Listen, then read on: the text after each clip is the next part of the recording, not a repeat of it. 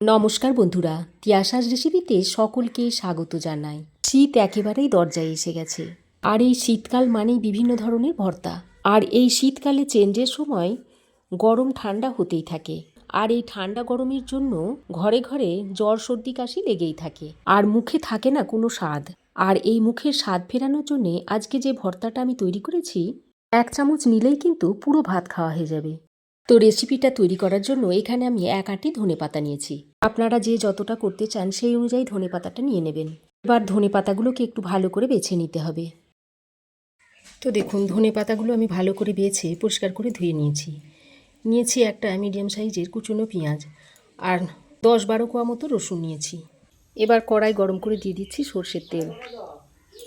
তেল ভালোভাবে গরম হয়ে এলে 1/2 চামচ মতো কালো জিরে দিয়ে দিচ্ছি একটা ফাটিয়ে নেওয়া শুকনো লঙ্কা, আর দিয়ে দিচ্ছি রসুনগুলো।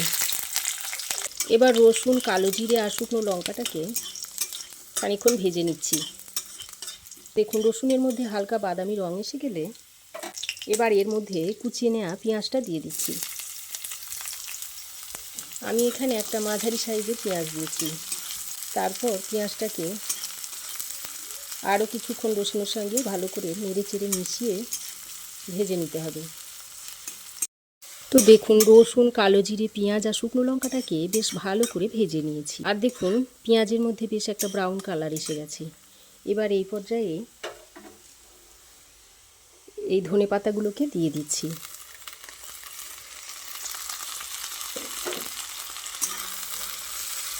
বেশ 1 মুঠো পরিমাণে ধনেপাতা আমি এর মধ্যে দিয়ে দিয়েছি। ধনেপাতাটা দিয়ে আবার সব কিছুকে একসঙ্গে নেড়ে চেড়ে মিশিয়ে নিচ্ছি। যেহেতু ধনেপাতা খুব তাড়াতাড়ি রান্না হয়ে যায়, তাই ধনেপাতাটাকে শেষেই দিলাম। আর ধনেপাতা থেকে বেশ খানিকটা জলও বেরোয়, তাই আগে দিলে পেঁয়াজ রসুন ভালো করে কষানো যেত না, তাই ধনেপাতাটা পরেই দিলাম। একটা কাঁচা লঙ্কাও আমি দিয়ে দিচ্ছি। এবার এই কাঁচা লঙ্কাটাকেও এর সঙ্গে ভালো করে নেড়ে চেড়ে মিশিয়ে নিচ্ছি। আর ধনেপাতার মধ্যে যে জলটা রয়েছে সেটাকে এইভাবে নাড়াচাড়া করে শুকিয়ে নিতে হবে।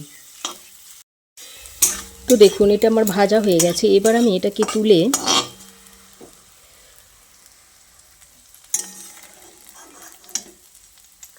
অন্য একটা পাত্রে নামিয়ে নিচ্ছি।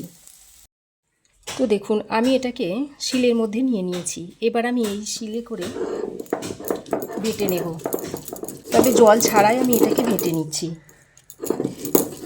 এই যে ধনেপাতার মধ্যে যে রসটা রয়েছে আর যে তেলটা রয়েছে সেটা দিয়েই বাটা হয়ে যাবে না, তবে চেষ্টা করবেন যেন খুব মিহি না হয়। এমনিতেই ধনেপাতা বাটলে খুব একটা মিহি হয় না। মিক্সিতেও এটা বেটে নিতে পারেন, তবে আমি আজকে শিলেতেই বেটে নিচ্ছি। একটু দানা দানা করে বেটে নেবেন। তো দেখুন, একবার আমি বেটে নিয়েছি, তো আরও একবার আমি বেটে নিচ্ছি। তো দেখুন, 2বার বাটা হয়ে গেছে। এবার আমি আরও একবার এটাকে বেটে নিচ্ছি। মোট 3বার আমি বেটে নিচ্ছি। তো দেখুন, মোট 3বারে আমি ধনেপাতা, পেঁয়াজ এগুলোকে বেটে নিয়েছি।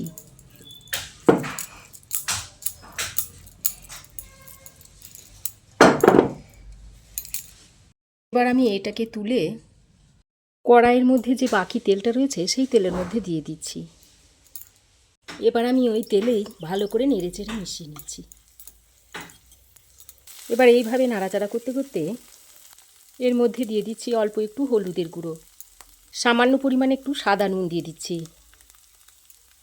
আর অল্প একটু দিয়ে দিচ্ছি বিট নুন, আর কয়েক দানা চিনি দিয়ে দিচ্ছি। এবার সব কিছুকে আবারও ভালো করে নেড়েচেড়ে মিশিয়ে নিচ্ছি। তারপর দেখবেন একটু দলা পাকিয়ে আসলে সেই পর্যায়ে নামিয়ে নিতে হবে। তো দেখুন, কড়াই থেকে দেখুন ছেড়ে ছেড়ে আসছে। এবার আমি এই ভর্তাটা নামিয়ে নেব।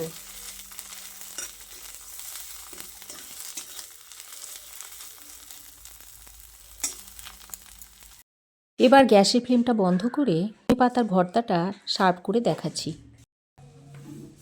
এবার আমি এই ভর্তাটা একটা প্লেটে সার্ভ করে দিচ্ছি।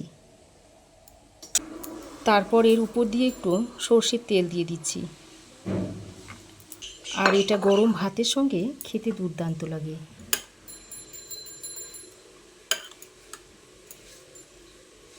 তো পাতে দেখুন অল্প একটু নিয়ে নিচ্ছি, আর খাবার আগে একটু পাতিলেবুর রস এইভাবে দিয়ে দেবেন।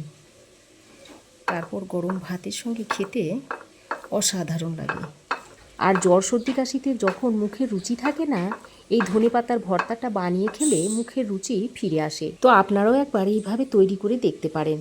তো রেসিপি ভালো লাগলে অবশ্যই একটা লাইক, শেয়ার ও কমেন্ট করবেন। পাশে থাকা বেল আইকনটা অবশ্যই প্রেস করে দেবেন। আর আমার চ্যানেলে যদি নতুন হয়ে থাকেন তো প্লিজ চ্যানেলটাকে সাবস্ক্রাইব করার অনুরোধ রইল। আজ এ পর্যন্তই। আবার দেখা হবে নতুন কোনো রেসিপি নিয়ে নেক্সট এপিসোডে। সে পর্যন্ত ভালো থাকবেন, সুস্থ থাকবেন। ধন্যবাদ।